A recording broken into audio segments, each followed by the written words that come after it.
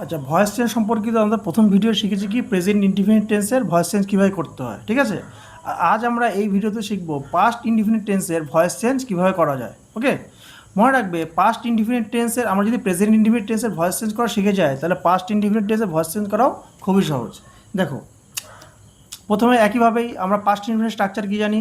প্রথমে আমরা সাবজেক্ট লিখব, তারপর ভার্ব লিখব, তারপর সেন্টেন্সের বাকি পার্ট বা আদার্স পার্টটা লিখব। কিন্তু মনে রাখতে হবে যখনই আমরা ভয়েস চেঞ্জ করব, ভয়েস চেঞ্জের ক্ষেত্রে অবশ্যই কী রাখতে হবে, আমাকে অবশ্যই অবজেক্ট থাকতেই হবে, ঠিক আছে। এবার অবজেক্ট না থাকলে আমরা সেই সেন্টেন্সের ভয়েস চেঞ্জ আমরা করতে পারবো না। আচ্ছা, প্রথমে আমরা কি খুঁজে বের করবো, ভার্ব খুঁজে বের করবো। এখানে এটটা কি ভার্ব আছে।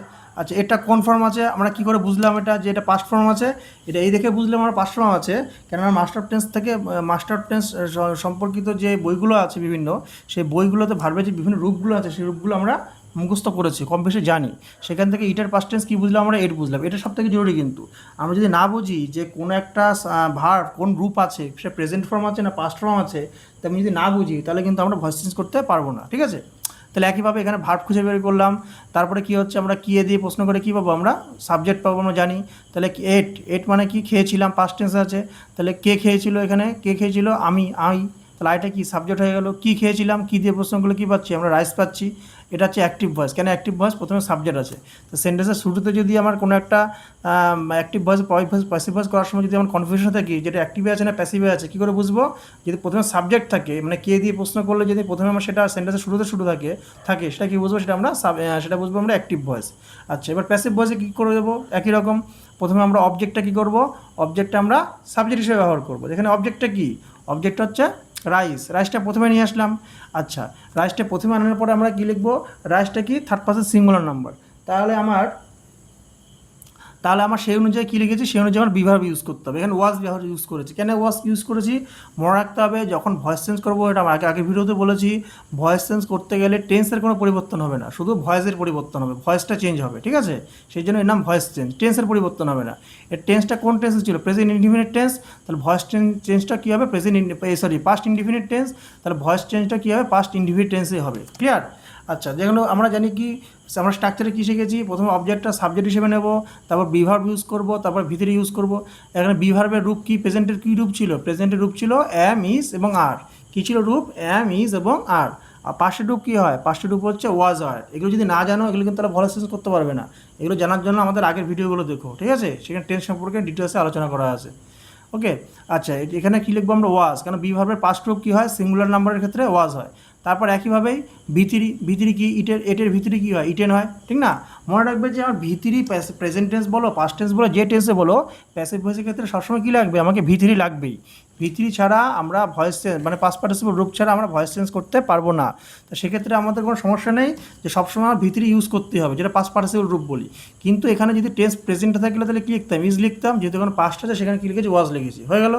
আচ্ছা, এখানে বাই মানে দ্বারা, সেটা লিখতে হবে।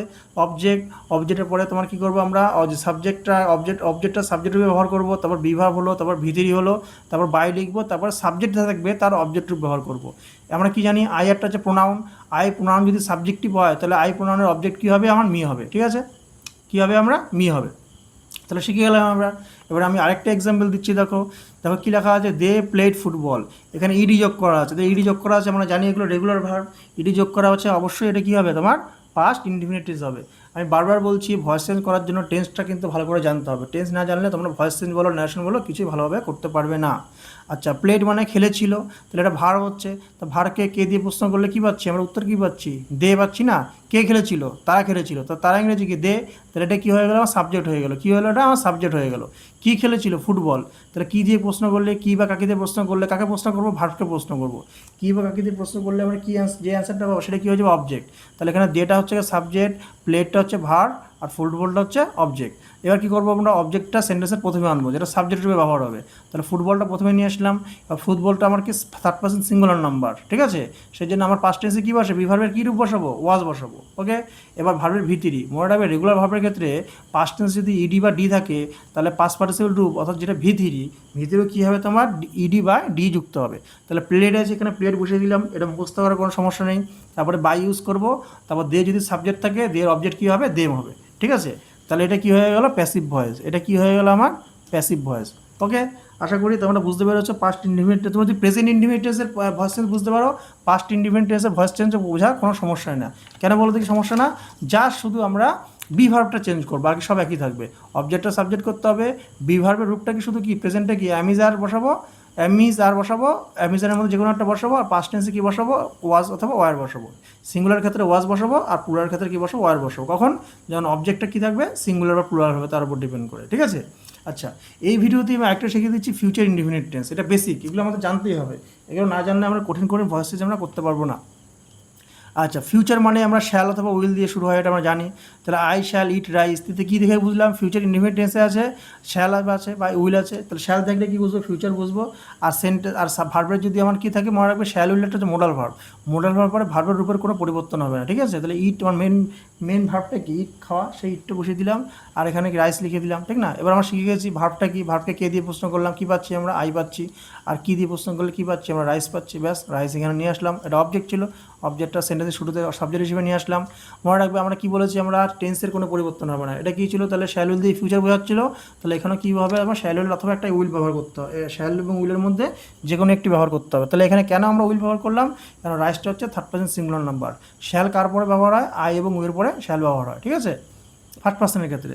এবার কি দেখো, আমি এখানে দেখো রাইস হচ্ছে তোমার কি, রাইস হচ্ছে তোমার থার্ড পার্সন সিঙ্গুলার নাম্বার। তো এখানে কি প্রেজেন্ট হলে অ্যামিজার হতো বা এই ইজ হতো, আর ফিউচার হলে কী হতো, সরি পাস্ট হলে কী হতো, ওয়াজ হতো। কিন্তু মনে রাখবে যেহেতু উইলটা একটা মোডাল ভার্ব, মোডাল ভার্ব পরে ভার্বের উপর পরিবর্তন হয় না। তার মেন ভার্বটা কি? মেন ভার্বটা হচ্ছে বি ভার্ব। সেজন্য বি এর কী লিখে দিয়েছি আমরা? বি ভার্বের বি লিখে দিয়েছি। ওকে, তাহলে বি ভার্ব ভিতরি, ইটের ভিতরে কী হয়? ইটেন হয়, জানি আমরা। বাই লিখলাম, তারপরে কী লিখলাম? মি লিখলাম। কোনো সমস্যা নেই। সমস্যা আছে কিছু? কোনো সমস্যা নেই।